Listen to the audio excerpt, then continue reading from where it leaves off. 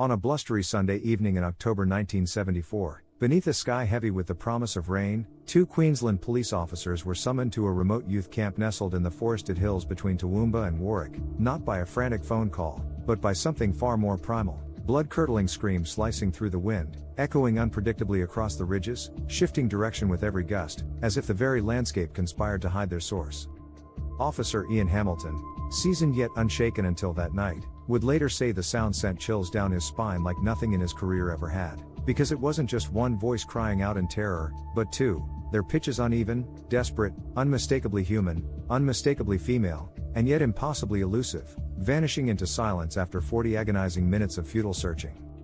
Unbeknownst to them, those screams belonged to Lorraine Wilson and Wendy Evans, 2 bright, compassionate nursing students who, just hours earlier, had made a decision that would seal their fate. With Lorraine's Volkswagen Beetle stranded in a Brisbane garage and their return to Dubbo pressing, they chose to hitchhike home, buoyed by the optimism of youth and a recent stroke of luck when a kind stranger had driven them across state lines just weeks before. Lorraine, the youngest of 4, raised on a humble farm where chickens, lambs, and hard work shaped her gentle resilience. Wendy, her inseparable friend from Sydney's inner west, equally driven, equally kind, their bond forged in hospital corridors and late-night study sessions, their futures bright with promise. They left Wendy's sister Susan's home in Camp Hill on the morning of October 6, assuring her they'd be fine, that Lorraine would keep them safe, but within hours, they vanished without a trace, their route unknown, their plans uncertain, leaving families to spiral into a nightmare of silence. Days turned to weeks, then months, with no bank withdrawals, no calls, no sightings that held up, only gnawing dread that grew heavier with every missed shift at St. George Hospital.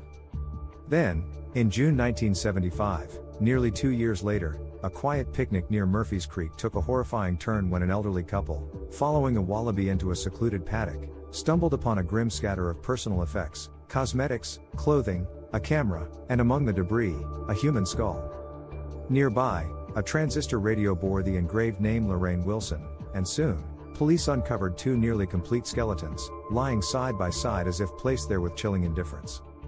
Both young women had suffered catastrophic head trauma, Wendy's face described by forensic experts as bashed to a pulp, Lorraine struck 1 to 3 times from behind, both wrists bound with synthetic cord, their undergarments intact, suggesting the violence may have followed rather than preceded assault.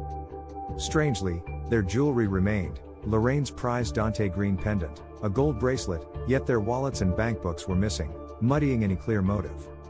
And then there was the ring, a man's silver signet with a large green stone, found buried in the dirt, unconnected to either victim, a potential clue, or perhaps a taunt. Investigators soon realized the burial site was only a 2-hour drive from where the girls were last seen, and crucially, it sat deep within the very region where those ghostly screams had haunted officers months before, leading detectives to conclude Lorraine and Wendy had been murdered on the very day they disappeared. But this tragedy didn't exist in isolation, it echoed a terrifying pattern.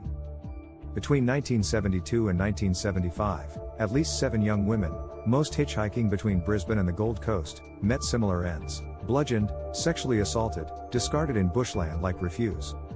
Names like Robin Hoynville Bartram, Anita Cunningham, Michelle Riley, Gabrielle Jenk, and Margaret Roseborn joined a growing list of victims whose stories bore uncanny similarities, fueling public fear of a predator the press began calling the Gold Coast Hitchhiker Killer. Witnesses placed Lorraine and Wendy entering a light green 1960s Holden, possibly an EC or A model, with 2 young men, one fair-haired, the other with an afro or a tattoo. Another described a silly grin on a passenger's face as the girls hesitated before climbing in. Alarmingly, multiple accounts noted the car had no interior door handles or window winders in the back, a detail that would later align chillingly with local rumors about a violent Toowoomba clan known for abducting girls. Despite these threads, early police dismissed key testimonies, convinced the girls were heading south toward Sydney rather than west into the ranges. It wasn't until 14 years later, in 1988, that Detective Senior Constable Paul Rouge reopened the file and uncovered what previous investigators had ignored: the Hilton-Laurie families, intermarried, entrenched in Toowoomba, and infamous for alcohol-fueled violence, domestic abuse, and predatory behavior toward young women. Survivors spoke of being snatched off streets, thrown into boots, taken to remote bush parties where escape was impossible. One witness, Brian, even claimed he and his wife Velma saw Lorraine and Wendy being forced into a Holden on the Toowoomba Range, one girl screaming, "Help me, oh God," as a man pinned her arms, but they drove on, fearing for their toddler in the back seat. Though their account was dismissed due to a hospital record discrepancy, Detective Rouge showed them photo lineups over a decade later, and Brian instantly identified Wayne Boogie Hilton, a known enforcer of the Klan who reportedly kept a tire iron under his seat and had a reputation for explosive rage.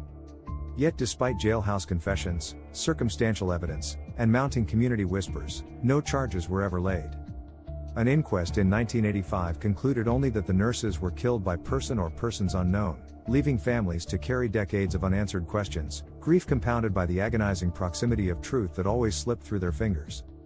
Today, the case remains officially unsolved, a haunting reminder of a time when hitchhiking symbolized freedom, but for too many young women, became a one-way journey into darkness, their voices silenced, their stories nearly forgotten, except for those who still listen for screams in the wind.